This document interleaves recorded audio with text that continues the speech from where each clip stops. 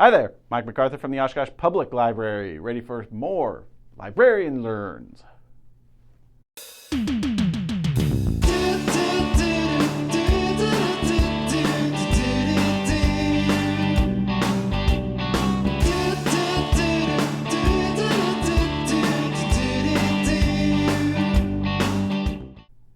This is the show where I take a look at a piece of Oshkosh history that I've thought about while I've been living here, or that someone's asked me while I've been working at the library.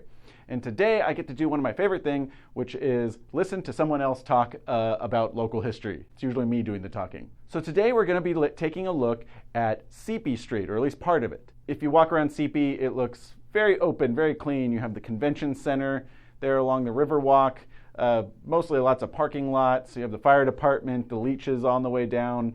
Those apartment buildings. Jump back 100 years ago, 150 years ago, it was a much different place. What was going on there? If anything seedy is going on, it probably has something to do with taverns. And if it has to do with taverns, then I'm going to go talk to Lee Reiherzer from the Oshkosh Beer Blog. So today, Lee is going to take us on a short tour of some of the taverns and introduce us to some of the characters who made this kind of stretch part of Oshkosh, which was very industrial and filled with saloons, one of the most kind of notorious places in Oshkosh for decades. And with that, I'm going to hand it over to Lee. Okay, so across the street over there at the southwest corner of Main and Ceape, that was for years and years a real hotbed for saloons. There were saloons going back to the 1870s that were first planted there. Probably the most notorious saloon that was in that spot was the saloon run by Bill Borman. Borman probably should not have been a publican. He had a real antisocial streak where he would kind of got in the habit of attacking his patrons when they'd come in there to drink. He was brought up on assault charges several times for attacking his customers. One of his most notorious fights happened in 1899 when he got in a fight with a woman, and she got the best of him by throwing carbolic acid in his face. Luckily, it didn't affect his eyes, but he ended up being blistered and scarred.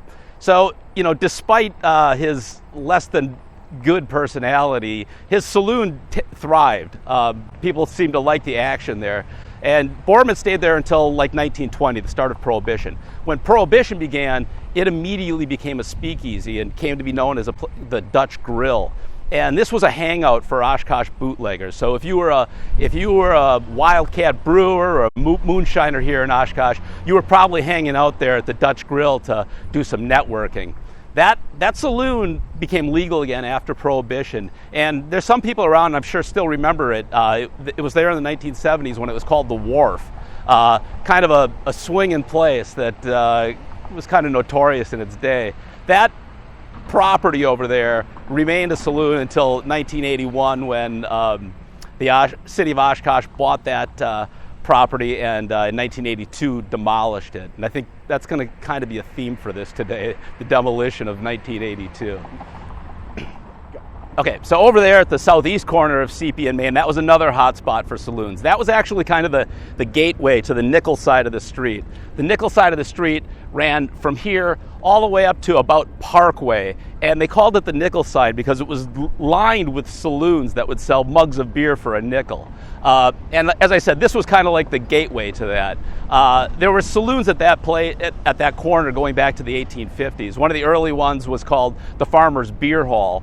And it was called that because the farmers coming in from the south side of town would stop there to get refreshed before they'd make their business dealings downtown Oshkosh. In 1899, that saloon got taken over by a guy named Fred Rahr. So Fred Rahr was part of the Rahr Brewing Company. He's part of that family that owned the Rahr Brewing Company. And he was a brewer there prior to taking that saloon over. And when he opened that saloon, he turned it into a Rahr Tide House. So if you had a beer in that place, it would be Rahr beer. You had no other options there.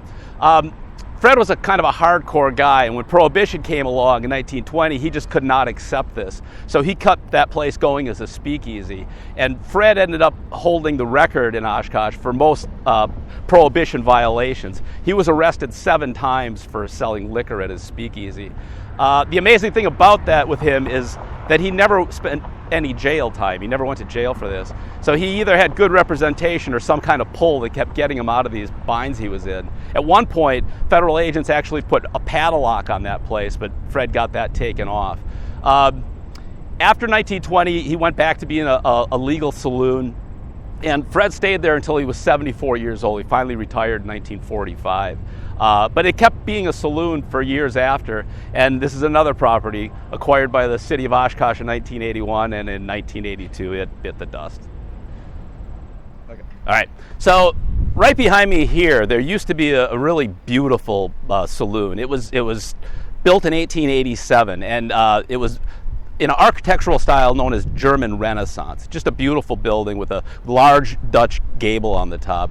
But this was more than just a pretty place. On the second floor, above the saloon, there was a brothel run by a woman named Madame Rose, and she had that brothel here for years and years. There was kind of a lot of this stuff around here in Oshkosh in the 1800s. That saloon, when Prohibition hit, became a speakeasy, like a lot of them did. And then after Prohibition, it becomes a legal saloon again. But the place really started going downhill in the 1930s and 1940s. And by the 1970s, it was a very rough place. It was called the Alamo then, which was a good name for it because there was a lot of fights here. And a couple of times the city of Oshkosh tried to shut the place down. They never quite succeeded. It continued to go downhill, and in the 1980s, the last place that was here was called The Last Chance, which was another good name for that saloon because it truly was the last chance. In 1989, the city of Oshkosh finally got its wish. It acquired the property and promptly demolished it. This ended up being somewhat of an issue because the State Historical Society wanted to see that building preserved because of its architectural importance, but nobody in Oshkosh was having that, and now we have a parking lot. Okay, so right across the street over there was a saloon named the Oshkosh House. This place had its origins in 1869 when a couple of German immigrants, Anton Meerheim and August Brex, started a beer hall there. Now, they didn't have enough money to start the beer hall, so they got a hold of this brewer named George Losher, who had a brewery down on what's now Bayshore Drive. Losher financed the beer hall. So if you went in there, this was a real early example of a tied house in Oshkosh. You could only drink Losher's beer in there. The problem is these guys could not get along, so a year later they all had a falling out and all of them left. And at that point, the saloon was taken over by Ed and Magdalena Lum. These were also German immigrants. And they did real well, but April 28th, 1875, the fifth and worst of the 5 great Oshkosh fires came ripping through here and reduced the Oshkosh house to ash. The Lums immediately rebuilt, and they made it bigger this time. They in addition to the saloon, they had a larger rooming house, and typically it was men who worked in the factories along this area that roomed there. Also, it was a favorite spot with farmers coming into town to do business. There was a big barn in back, so the farmers could park their horses in the barn overnight and then live it up at the hotel and saloon. That all went fine until 1891 when Ed Lum died. He died young. He was just 49. And if you ever go traipsing around Riverside Cemetery, you may have seen his grave. His marker has a statue, a headless statue, and at the base of the statue there's a concrete life-size dog. It's kind of weird and cool. But anyways, so Magdalena kept running the saloon after that. Now, it wasn't typical that women ran saloons in Oshkosh in that period, but it wasn't altogether unheard of either. She ran that saloon until 1905, at which time it went through a number of different owners. In 1912, the whole place was rebuilt. The old Oshkosh house was picked up and moved around the corner, and they built a brick building there. But in 1920, Prohibition came, and that just killed that saloon. And the Oshkosh house kind of turned into a flop house after that. And by the 1960s, 1970s, this was a pretty rough part of town. In the 1980s, the typical thing happens over here. The city of Oshkosh acquires the property in 1981, and in 1982, it is converted into a parking lot. Okay, so directly across the street there, about where those 3 little pine trees are, there was a saloon named the Mechanic's Home. Now, this area of Ceape was highly industrial. There was a boiler works plant there was an ironworks plant, there was a furniture company, and then there was saloon. And the people that worked in these industrial plants in this area were referred to as mechanics, thus the name Mechanics Home for that saloon. That was started in 1869 by a couple of Canadian expats named George and Wilhelmina Condi. And they did good until 1875 again, when that big fire comes ripping through here and destroys everything in its path. They rebuilt, and this time they rebuilt bigger and better, which was typical after the post-fire kind of thing in Oshkosh. And they built a two-story building, all of brick. On the first floor, they had the saloon, and then on the second floor, there was eventually a cigar factory went in there. So this is really typical of this whole street, where you've got saloons and factories and this type of thing. George and Wilhelmina had kind of a rough relationship. There was a lot of word in the newspaper that come out about their various fights and stuff. And in 1877, she finally threw him out. Apparently, he was something of a heavy drinker. And she takes out ads in the Daily Northwestern at that time, warning people about her ex-husband not to loan him money or anything because he can't be trusted. She runs the saloon herself until 1884 when she died. Now, after that, this was kind of a tough time for that saloon. It goes through a lot of different ownerships. Finally, in 1909, the Oshkosh Brewing Company acquires it and turns it into a tide house. But again, Prohibition comes along in 1920 and kills that place off. A number of businesses went through there. Some people might still remember it. For a while, they used to bottle Dad's root beer there.